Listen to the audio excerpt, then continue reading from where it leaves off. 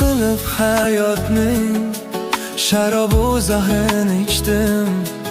Ravon yo'llari qo'lib tikonzorini kechdim. Ko'p boqmadir taqdir, azobga bag'rim ochdim.